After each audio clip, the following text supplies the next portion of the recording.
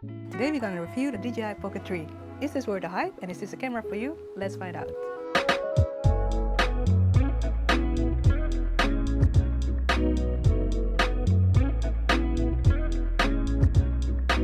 So what do you get? So I ordered a creators combo, which gives you some extras. Protective cover, a carrying bag, the Osmo Pocket 3 of course, a DJI mic 2 with the windshield and a magnet, a battery handle which also can be mounted on a tripod, or a normal handle you would get without the creators combo, which is also really useful, an extra wide lens, charge cable, a mini tripod is also part of the creators combo, and finally a wrist strap.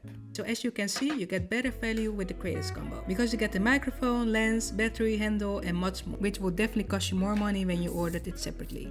I also ordered the filters kit with ND filters and a mist filter which can be attached to the lens with the magnet, and of course a micro SD to store my footage.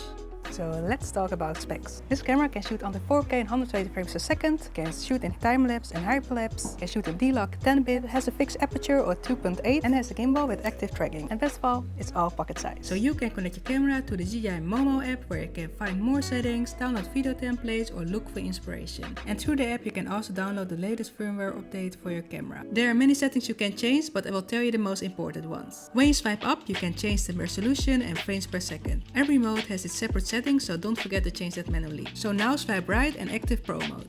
Here I change color to D-Log and exposure to manual. If you shoot on auto, make sure to put it on -0.3 because this camera tends to overexpose a little bit. When you swipe down, you have more settings, and I recommend to turn face tracking on. You can also start active face tracking by double tapping on the screen. The screen rotator capture to less settings, and change the brightness as low as you can so that your battery lasts longer.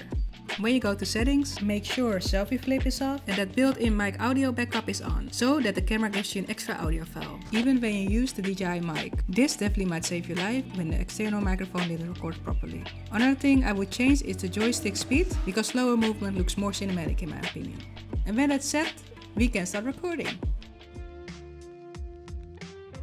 Now film with the DJI Pocket 3 and the microphone, and I have to say, it's really easy to use. You can just turn on the microphone and just connect it immediately. It's really easy. I use this camera a lot in London, and I have to say I really had to get used to it because I'm used to like big gears and like big cameras, but was just so small, and because it was so small I felt more eager to put it on my pocket and shoot things. If you're a bit like in vlogging in public, then this might be the solution because it's so small that not many people notice, and that's perfect.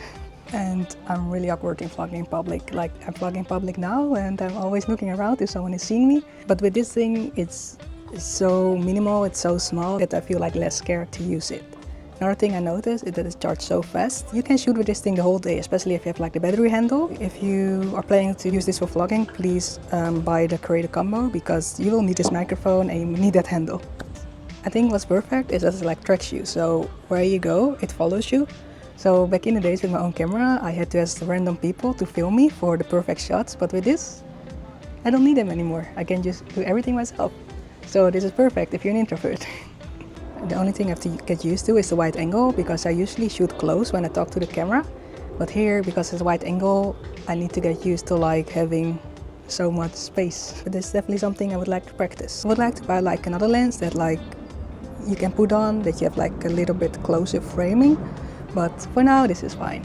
Because the fixed aperture, I would highly recommend to buy the filters. You will definitely need them. And although I'm pretty sure the automatic will also do just fine, but if you're like a professional and would like to have more flexibility, invest in the filters. I have to say, when you use these filters, the lens can't close, so you need to take it off before you can turn it off, which might be a little bit annoying, but I think a bad shot is also annoying, right? And when you think about it, this camera is quite cheap.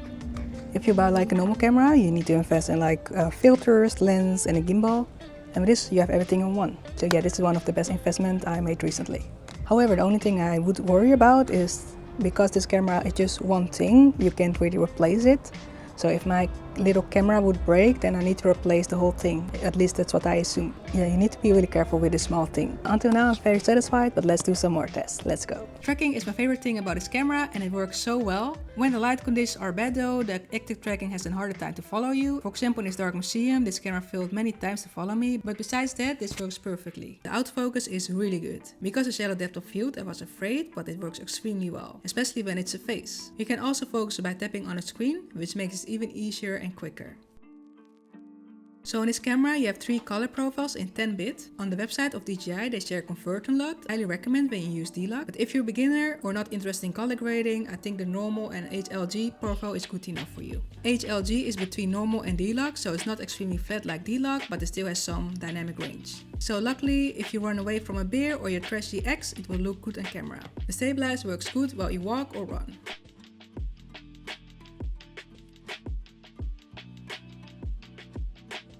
You also have a digital zoom, and I was surprised how well that works. The footage is still usable, especially when you shoot in 4K. So I barely use the wide angle lens, mainly because of this eye effect. As you can see, the corner bent a little bit, but I'm sure it can be useful in some scenarios, so I definitely should try this out more. So let's talk about low light performance. And I'm quite surprised the camera did quite well in this. I decided to shoot some footage while I was on my way to work, and I had a really great time, as you can see. Another fun function is the spin, and I just found out about it while recording, but it's definitely something I should experiment with. Something I might recommend is this clip. You can put your camera in here and just clip it on your backpack, and like this you can make some really cool behind the scenes shots or like point of view shots. So yes, I really recommend it, and you can find this for really cheap.